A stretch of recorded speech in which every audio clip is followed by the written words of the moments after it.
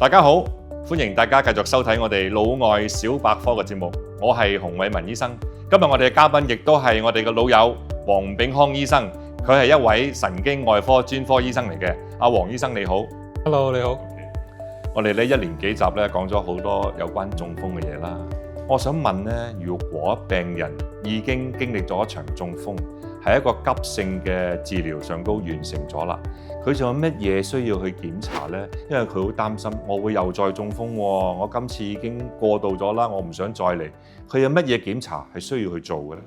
通常咧喺急性中風嘅時候咧，患者可能已經做咗一啲基本嘅一啲腦部嘅造影檢查，例如電腦掃描啊咁樣，去睇下佢係失血管、爆血管，可能已經做咗噶啦。但係好多人忽略咧，就係應該要做翻一個比較詳細嘅血管造影檢查。始終無論係失血管又好、爆血管又好，都係講緊同血管相關嘅病變。如果可以睇清楚頸同腦入邊嘅血管有冇任何地方係收窄啊，有冇啲血管嘅病變啊，咁樣係可以大大降低佢再中風嘅機會嘅。因為好多時候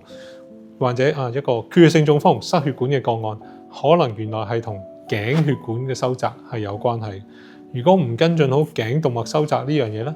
佢有機會喺頸嗰度啲血塊隨住血流上咗個腦收血管啦，甚至乎頸血管完全閉塞，咁啊嚴重嘅一個腦中風有機會出現。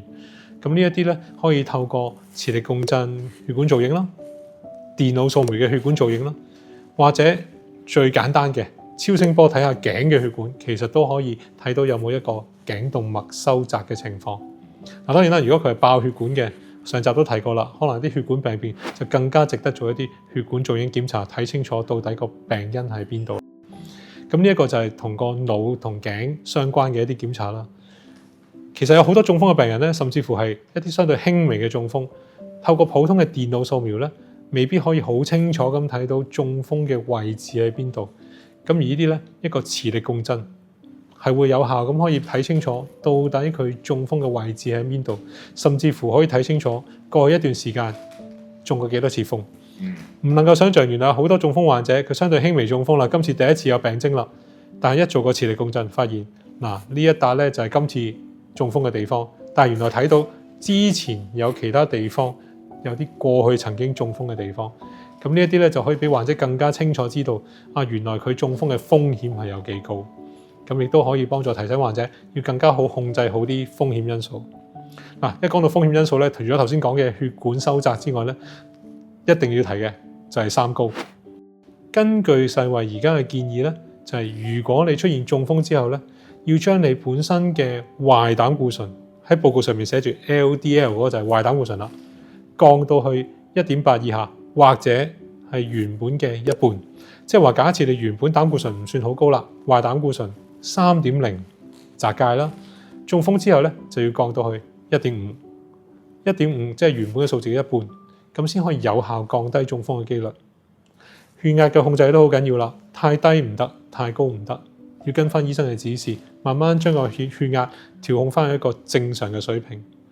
血糖嘅控制亦都緊要啦，呢啲三高嘅控制就要跟醫生指示，用藥物啊、改善生活習慣啊，去慢慢控制好佢。壞膽固醇高唔食藥做運動，我節食又得唔得咧？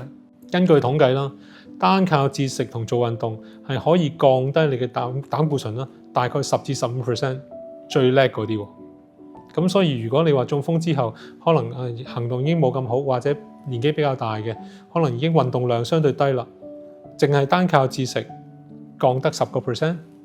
要達到我哋嘅目標水平，可能係非常之困難。所以好多時候我話運動要做，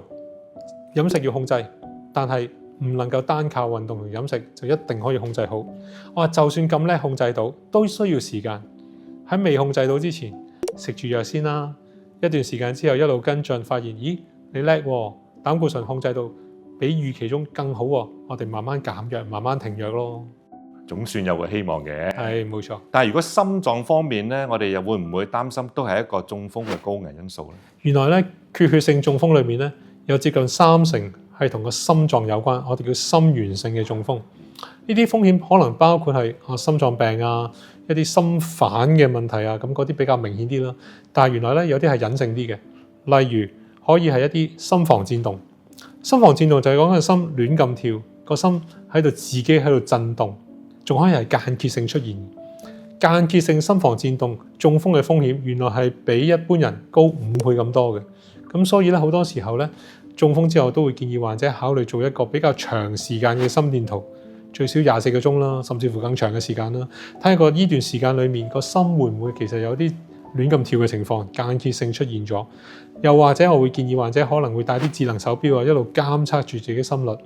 因為一旦發現原來有個間歇性心房顫動咧，係可以透過藥物啦，或者啲心臟嘅手術去將佢中風嘅風險去降低。唔知嘅話，隨時再中風，風險高5倍喎。另一個好常見嘅情況咧，叫 PFO， 就係我哋個心房中間個間隔咧有一個好細嘅孔洞。呢個孔洞咧好常見嘅，根據統計咧5%到10%嘅人其實都有一個咁嘅孔洞，絕大部分人都冇事嘅。咁但係咧有啲年輕嘅中風咧，原來就同呢個孔洞有關。原因係因為咧有啲人係真係咁唔好彩，啲血塊我哋身體不停啲血管裏面都有啲血塊嘅，大部分啲血咧流咗去個肺，幫助隔咗啲血塊。但係有啲人唔好彩嘅，個血塊咧經過呢個咁細嘅孔洞，由右心房去咗左心房，直接就泵咗出嚟去咗個腦，導致中風。咁呢啲咁嘅情況咧，透過一個喺食道裏面做嘅超聲波，有陣時就可以好清晰咁睇到原來有個咁樣嘅心房嘅間隔中間嘅孔洞。如果孔洞比較大啲嘅話咧，亦都可能值得考慮封咗佢，去減低將來中風嘅機會。咁呢啲就係我哋叫心源性中風嘅情況，特別係一啲相對年輕嘅患者，好多時候我都會建議佢做清楚晒一啲心臟嘅檢查，去排除將來再中風嘅機會。多謝晒黃醫生。咁多謝大家嘅收睇，我哋下一集再見，拜拜。